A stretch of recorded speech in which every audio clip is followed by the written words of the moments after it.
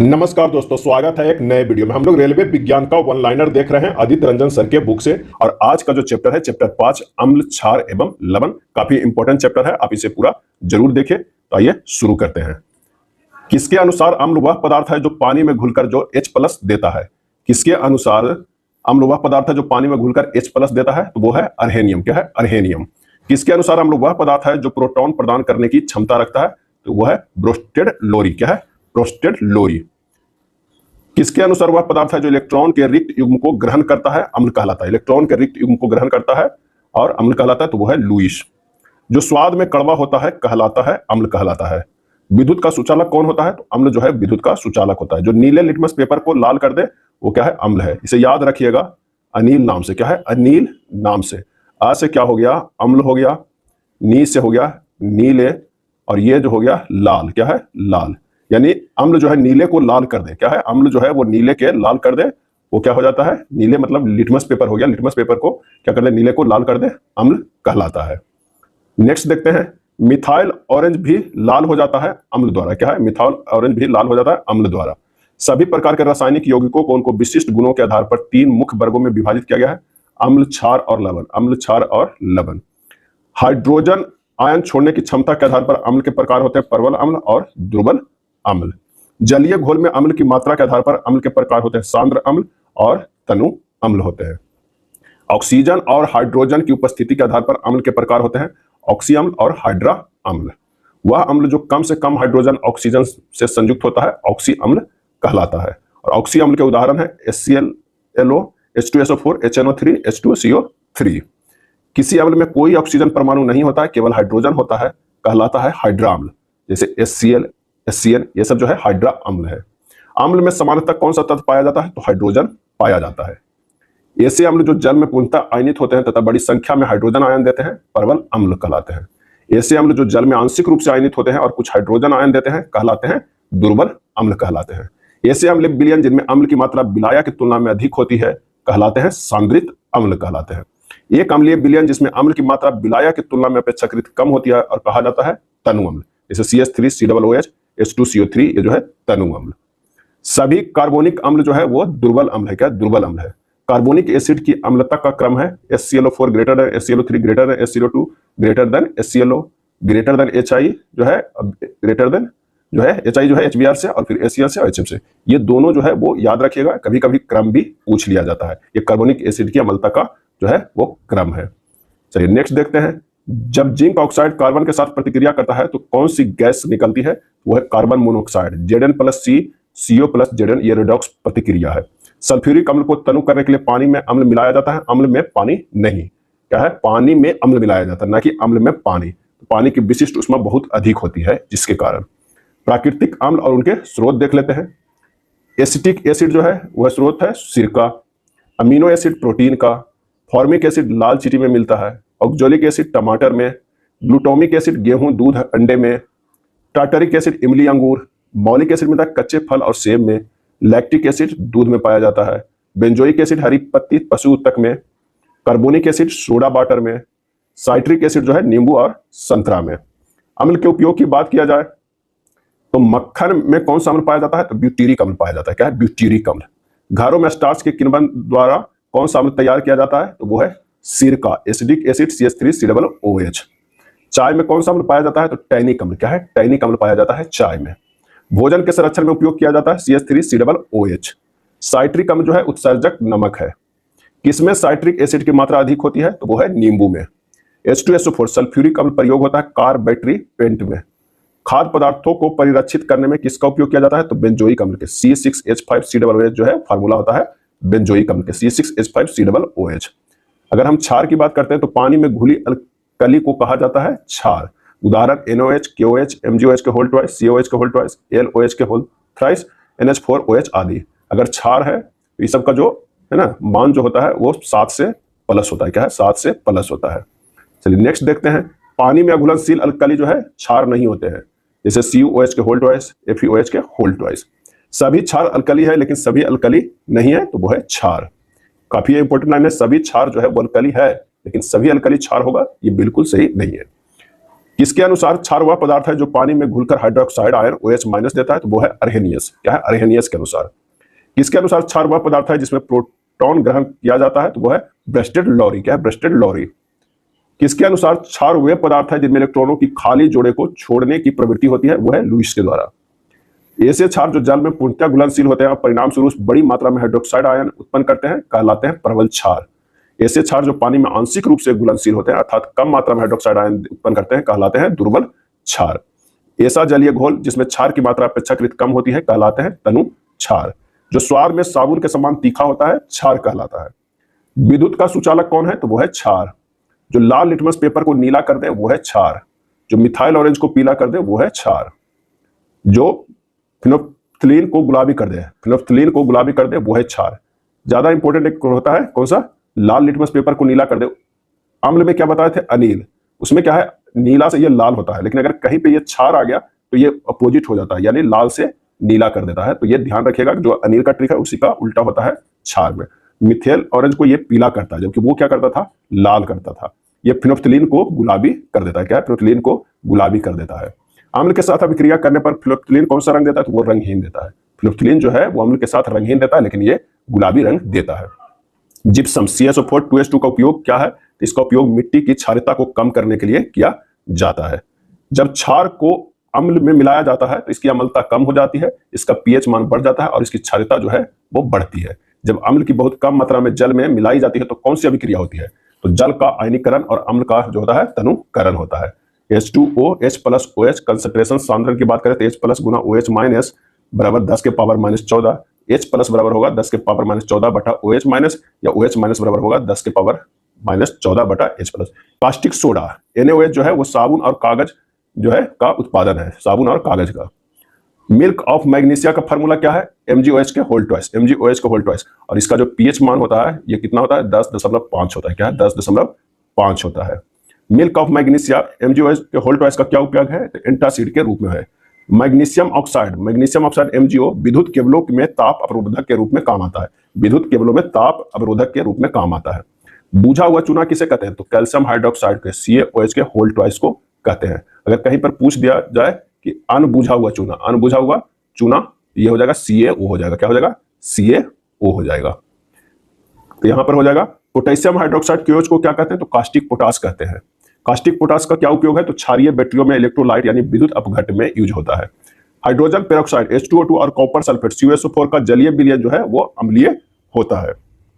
Litmus paper, phenolphthalein, methyl orange का प्रयोग किसकी पहचान में होता है? तो अम्ल एवं क्षार की पहचान में होता है। क्या होता है? अम्ल एवं क्षार की पहचान में होता है। pH स्केल की बात करते हैं तो हाइड्रोजन की शक्ति जो है वो pH स्केल है। pH कैसी माप है? तो एक संख्यात्मक माप है। pH 1 लीटर घोल में मौजूद ग्राम में हाइड्रोजन आयनों की सांद्रता के व्युत्क्रम का जो है लघुगणक होता है। यानी pH बराबर log 1 प्लस H होगा या pOH बराबर log 1 बाई OH माइनस होगा। किसी विलयन की अम्लता और क्षारता को कैसे मापा जाता है? तो pH स्केल द्वारा मापा जाता है। किसके द्वारा? pH स्केल द्वारा मापा जाता है। क्षार के जलीय विलयन का pH मान होता है 7 से अधिक होता है। अम्ल की जलीय विलयन pH हाइड्रोजन की शक्ति का मान 7 से कम होता है तो वह अम्ल है। प्रबल क्षार और दुर्बल अम्ल के मिश्रण वाले लवण का pH मान कितना होता है? तो 7 से अधिक होता है। प्रबल अम्ल और दुर्बल क्षार के मिश्रण वाले लवण का pH मान होता है 7 से कम होता है। जब pH का मान 7 से और 14 की तरफ बढ़ता है तब विलयन में OH माइनस की सांद्रता बढ़ रही है, क्योंकि वो क्षार जो है ज्यादा प्रबल क्षार बन रहा है। मानव शरीर के जो कितनी pH पर काम करता है? तो 7 से 7.8। मानव शरीर कितनी pH पर काम करता है? 7 से 7.8। वर्षा के जल pH मान कितना होता है? तो 5.6 होता है। पौधे के अच्छे विकास के लिए pH मान लगभग 7 होना चाहिए। एक ऐसा विलयन जिसमें थोड़ी मात्रा में अम्ल या क्षार मिलाने पर इसकी अम्लता या क्षारकता में कोई महत्वपूर्ण परिवर्तन किए बिना इसे अवशोषित कर लेता है वो है बफर विलयन। एसिडिक एसिड CH3COOH और सोडियम एसीटेट का जलीय विलयन जो है वो है बफर विलयन। उदासीनीकरण अभिक्रिया जब अम्ल और क्षार प्रतिक्रिया करते हैं, लवण और जल का निर्माण करते हैं तो इसे कहते हैं लवण उदासीनीकरण अभिक्रिया। HCl plus NaOH NaCl plus H2O बन जाता है। कौन से पदार्थ समानतः ठोस पदार्थ होते हैं तथा उनका गलनांक एवं क्वथनांक अधिक होता है? तो वो है लवण। लवण आमतौर पर किस विलयन में घुलनशील होते हैं? तो जल में घुलनशील होते हैं। कौन सा जलीय विलयन बहुत विद्युत का सुचालक होता है? तो लवण जलीय विलयन, जैसे ammonia chloride NH4Cl NH4 plus Cl minus. सामान्य लवण की बात करें तो प्रबल अम्ल और प्रबल क्षार को मिलाने से कौन सा लवण प्राप्त होता है? तो सामान्य लवण प्राप्त होता है। हाइड्रोजन परमाणु पूर्णतः अवशोषित होता है सामान्य लवण में। क्या है? सामान्य लवण में, जैसे NaCl KCl Na2SO4 CaSO4। अम्लीय लवण, परवल अम्ल और दुर्बल क्षार के संयोग से कौन बनता है? तो अम्लीय लवण बनता है।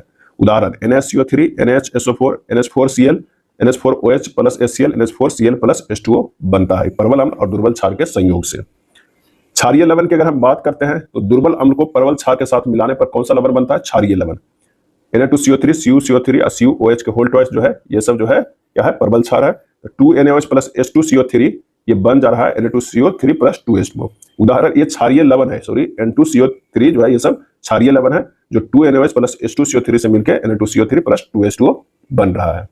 नेक्स्ट देखते हैं बासिंग सोडा Na2CO3, इसे जलीय सोडियम कार्बोनेट भी कहा जाता है। दूध को देर से फटने के लिए किस पदार्थ का उपयोग किया जाता है? दूध को देर से फटने के लिए तो बेकिंग सोडा मिलाया जाता है, NaSCO3 मिलाया जाता है। बेकिंग सोडा NaSCO3 का जलीय विलयन जो होता है वो क्षारीय होता है।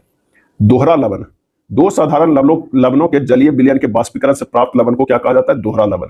जैसे पोटास फिटकिरी जो है वो दोहरा लवण है। K2SO4 Al2SO4 के होल ट्वाइस 24H2O जो है इसका फार्मूला है। एक है मोहर लवण, मोहर लवण NH4 के होल ट्वाइस FeSO4 के होल ट्वाइस उसके बाद इंटू 6H2O। लवणों के उपयोग की अगर हम बात करते हैं तो सोडियम हाइड्रोक्साइड NaOH का उपयोग है साबुन बनाने में, कागज उद्योग में, जल की अस्थायी कठोरता दूर करने में होता है। खाद्य संरक्षण में उपयोग कास्टिक सोडा Na2CO3, साधारण लवण NaCl। साधारण नमक का उपयोग किन यौगिकों के लिए कच्चे माल के रूप में किया जाता है? तो baking powder NaCO3, baking powder का फॉर्मूला है NaCO3, साधारण लवण NaCl, COCl2 bleaching powder. Next देखते हैं शरीर में निर्जलीकरण के दौरान आमतौर पर कौन सा पदार्थ नष्ट हो जाता है? तो साधारण लवण यानी NaCl हो जाता है। पानी की अस्थायी कठोरता के उपचार में उपयोग बेकिंग सोडा NaSCO3। अग्निशामक यंत्र और व्यंजक के रूप में प्रयोग होता है क्लोरोहाइपोक्लोराइड COCl2 ब्लीचिंग पाउडर होता है। अग्निशामक यंत्र में व्यंजक के रूप में क्लोरोहाइपोक्लोराइड COCl2 उपयोग होता है। हड्डी टूटने के इलाज में उपयोग होता है प्लास्टर ऑफ पेरिस POP, जिसका फार्मूला है CSO4 into half H2O, CSO4 into half H2O। जब सोडियम हाइड्रोक्साइड NaOH के जलीय विलयन को कहते हैं ब्रायन विलयन। क्या है? ब्रायन विलयन। प्लास्टर ऑफ पेरिस में जब पानी मिला देंगे तो ये क्या बन जाता है? ये बन जाता है जिप्सम। क्या बन जाता है? जिप्सम। और जिप्सम को 140 डिग्री सेंटीग्रेड पे गर्म करते हैं तो फिर से ये बन जाता है क्या है? प्लास्टर ऑफ पेरिस बन जाता है। नेक्स्ट देखते हैं कांच। कांच क्या है? अति शीतलन द्रव है। क्या है? अति शीतल द्रव है। किसी ठोस पदार्थ को अति शीतल द्रव कहा जाता है, कांच कहा जाता है। कांच किसका मिश्रण है? तो रेत और सिलिकेट का, SiO2 plus NaOH plus CaCO3 का। सूरज की रोशनी में कौन सा कांच स्वचालित रूप से काला हो जाता है? तो वह है फोटोक्रोमिक कांच हो जाता है। नरम कांच या सोडा लाइम कांच का उपयोग किया जाता है बोतलें और खिड़की का शीशा बनाने में। प्रयोगशाला उपकरण बनाने के लिए किस कांच का उपयोग किया जाता है? तो बोरोसिलिकेट कांच का, बोरोसिलिकेट कांच का। बर्तन बनाने में किस कांच का उपयोग किया जाता है? पोटास कांच का। धूप के चश्मे के लेंस बनाने में किस कांच का उपयोग होता है? क्रूक्स कांच। क्या है? क्रूक्स कांच का। चश्मे के लेंस बनाने में किस कांच का उपयोग किया जाता है? क्राउन कांच का। देखिए ध्यान से कि धूप के चश्मे के लेंस बनाने के लिए क्रूक्स कांच और चश्मे के लेंस बनाने के लिए क्राउन कांच। ट्यूबलाइट और बोतलें बनाने में किस कांच का उपयोग किया जाता है? सोडा कांच के।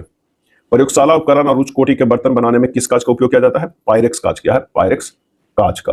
कैमरे, दूरबीन, लेंस बनाने में किसका उपयोग किया जाता है? फ्लिंट कांच। क्या है? फ्लिंट कांच। किसका उपयोग फोटोक्रोमेटिक कांच बनाने में किया जाता है? तो फोटोसेंसिटिव कांच। अब आइए सीमेंट के बारे में जान लेते हैं। सीमेंट का आविष्कारक कौन है? जोसेफ एस्पर्डीन। क्या है? जोसेफ एस्पर्डीन है। सीमेंट का मुख्य भाग कौन सा है? तो चूना पत्थर CaCO3, मिट्टी SiO2 Al2O3 और जिप्सम CSO4 इंटू 2H2O जो है ये सीमेंट का मुख्य भाग है। सीमेंट के निर्माण मुख्य यौगिक कौन सा है? तो बिना बुझा हुआ चूना CaO। जिप्सम CSO4 2H2 का मुख्य कार्य है सीमेंट को जमने की गति को धीमा करता है। जिप्सम क्यों मिलाया जाता है? क्योंकि सीमेंट की जमने की गति को धीमा करता है। प्लास्टर ऑफ पेरिस POP जो है CSO4 इंटू हाफ H2O को जमने के दौरान क्या होता है? तो द्रव्यमान का विस्तार होता है और उष्मा जो है वो मुक्त होती है। एक और जो प्रश्न पूछा जाता है वो पूछा जाता है किसके बारे में? पोर्टलैंड सीमेंट के बारे में काफी पूछा जाता है। पोर्टलैंड सीमेंट के बारे में तो इसमें कौन कौन से घटक मिले होते हैं? पोर्टलैंड सीमेंट के जो घटक है उसमें पहला जो है वो क्या है और सबसे ज्यादा जो यही मिला रहता है चूना या कैल्शियम ऑक्साइड। क्या है? Calcium oxide. Calcium oxide, calcium oxide CaO। ये कितना मिला रहता है? 64% मिला हुआ रहता है। दूसरे नंबर पे मिला हुआ रहता है सिलिका। क्या है? सिलिका मिला रहता है SiO2 मिला रहता है कितने परसेंट? 21%। तीसरे नंबर पे मिला रहता है एल्यूमिना। क्या है? एल्यूमिना मिला रहता है Al2O3 ये 2% रहता है। चौथे नंबर पर जो मिला रहता है वो आयरन ऑक्साइड, आयरन ऑक्साइड मिला हुआ रहता है Fe2O3 और ये 3% रहता है। पांचवें नंबर पे जो मिला रहता है वो जिप्सम। क्या है? जिप्सम मिला रहता है CaSO4 इंटू 2H2O मिला रहता है। ये कितने परसेंट? 1 से 4%। क्या? 1 से 4%। लेकिन ये पांचों घटकों में से जो प्रमुख है वो चूना या कैल्शियम ऑक्साइड जो है वो मिला हुआ सबसे ज्यादा रहता है। लेकिन ये काफी अच्छा है, ये कई बार प्रश्न जो है एग्जाम में पूछा जाता है। चलिए नेक्स्ट देखते हैं अब इससे जुड़े प्रमुख एमसीक्यू। निम्नलिखित में से कौन सी गैस सल्फर डाइऑक्साइड और कार्बन मोनोऑक्साइड के साथ अम्लीय वर्षा का कारण बनता है? कौन सी गैस जो है वो सल्फर डाइऑक्साइड और कार्बन मोनोऑक्साइड के साथ अम्लीय वर्षा का कारण बनती है? तो इसका सही आंसर हो जाएगा वो है नाइट्रोजन ऑक्साइड। क्या है? Nitrogen oxide. पानी में अम्लीय विलयन बिजली का संचालन करते हैं क्योंकि वे खाली स्थान उत्पन्न करते हैं, और इसका सही जवाब हो जाएगा हाइड्रोजन आयन उत्पन्न करते हैं। नेक्स्ट है, जब एक परख नली में अम्ल के घोल को क्षार के विलयन में मिलाया जाता है तो क्या होता है? अम्ल के घोल को अगर क्षार के विलयन में मिलाया जाएगा तो क्या हो जाएगा? और इसका सही आंसर जो हो जाएगा वो विलयन का तापमान तो बढ़ ही जाएगा, लवण का भी निर्माण होगा, यानी ए जो हमारा हो जाएगा वो सही हो जाएगा। अगला प्रश्न है कि निम्नलिखित में से कौन सा पदार्थ तनु अम्ल से उपचारित करने पर कार्बन डाइऑक्साइड नहीं देगा? और इसका सही आंसर जो हो जाएगा वो कौन सा हो जाएगा? वो होगा बी, चूना। क्या हो जाएगा? सही आंसर हो जाएगा चूना। तनु अम्ल से उपचारित करने पर कार्बन डाइऑक्साइड नहीं देगा, वो है चूना। नेक्स्ट है, जब जिंक धातु के टुकड़े को हाइड्रोक्लोरिक अम्ल में रखा जाता है कौन सी गैस निकलती है? सही जवाब हो जाएगा हाइड्रोजन गैस निकलती है। निम्नलिखित में कौन सा अम्ल मुख्य रूप से सिरके में मौजूद होता है? सिरके में मौजूद होता है कौन सा अम्ल? सही जवाब हो जाएगा एसिटिक अम्ल। क्या है? एसिटिक अम्ल।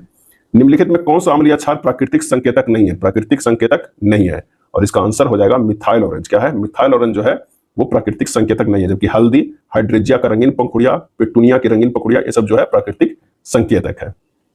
खट्टे दूध में कौन सा अम्ल मौजूद होता है? और इसका आंसर हो जाएगा लैक्टिक अम्ल। क्या है? लैक्टिक अम्ल। आंसर कौन सा हो जाएगा? ये हो जाएगा लैक्टिक अम्ल। निम्नलिखित में से कौन नीले लिटमस को लाल कर देता है? नीले लिटमस को लाल कर देता है, क्या बताए थे अनिल फार्मूला कि नीले को लाल कर दे रहा है। इसका जो सही जवाब हो जाएगा वो कौन सा हो जाएगा? तो इसका सही जवाब होगा जो कि अम्ल होगा, तो वो सिरका जो है वो क्या है? अम्ल है। अगला है, एक क्षारीय घोल हल्दी संकेतक का रंग खाली स्थान से बदल देता है। सही जवाब हो जाएगा वो हो जाएगा पीला से लाल कर देता है। क्षारीय घोल हल्दी जो है पीला रहता है उसे लाल कर देता है। लाल पत्ता गोभी एक प्राकृतिक संकेतक है जो अम्ल या क्षार के साथ मिश्रित होने पर अलग रंग देती है। जब इसे क्षारीय घोल में मिलाया जाए तो रंग में होने वाले बदलाव को पहचाने। इसका सही जो आंसर हो जाएगा वो कौन सा हो जाएगा? नीला हरा हो जाएगा। क्या है? नीला हरा हो जाएगा। जब जिंक के कण तनु सल्फ्यूरिक अम्ल के साथ प्रतिक्रिया करते हैं तो एक रंगहीन गैस जो है वो उत्पन्न होती है जो खाली स्थान के साथ जलती है। आंसर हो जाएगा पॉप ध्वनि के साथ। क्या है? पॉप ध्वनि के साथ जलती है। पीएच मान 7 से 14 तक बढ़ना दर्शाता है, क्या दर्शाता है? तो यह दर्शाता है OH- आयन सांद्रता में वृद्धि को। परवल, क्षार और दुर्बल अम्ल के मिश्रण वाले लवण का पीएच मान कितना होता है? तो यहाँ जो है परवल क्षार है तो वो क्षारीय ही मान होगा, यानी 7 से अधिक होगा। आंसर जो हमारा हो जाएगा 7 से अधिक, 14 का डी हो जाएगा। आमतौर पर इस्तेमाल किए जाने वाले टूथपेस्ट की प्रकृति क्या है? और इसका जवाब हो जाएगा क्षारीय है। क्या है? क्षारीय है। निम्नलिखित में से किस रसायन का उपयोग तैयारी, भंडारण और वितरण के दौरान खाद्य पदार्थों और पेय पदार्थों को धीमा करने और उनका रंग बदलने के लिए परिरक्षक के रूप में किया जाता है? सही जवाब हो जाएगा नाइट्रस ऑक्साइड को। निम्नलिखित में कौन सी प्रतिक्रिया पानी में अघुलनशील लवण उत्पन्न करती है? इसका जवाब हो जाएगा वो है अवक्षेपण प्रतिक्रिया। क्या है? अवक्षेपण प्रतिक्रिया। सोडियम बाइकार्बोनेट और हल्के खाद्य अम्ल के मिश्रण के रूप में जाना जाता है, और इसका जवाब हो जाएगा कौन सा? वो है बेकिंग पाउडर के मिश्रण के रूप में जाना जाएगा, सोडियम बाइकार्बोनेट और हल्के खाद्य अम्ल के मिश्रण को। बासिंग सोडा है तो वह है एक क्षारीय लवण है। कास्टिक सोडा का उपयोग आमतौर पर खाली स्थान में नहीं किया जाता है। जवाब होगा कौन सा? तो अमोनिया निर्माण में। बेकिंग सोडा तैयार करने में निम्नलिखित में कौन सी रासायनिक प्रतिक्रिया शामिल होती है?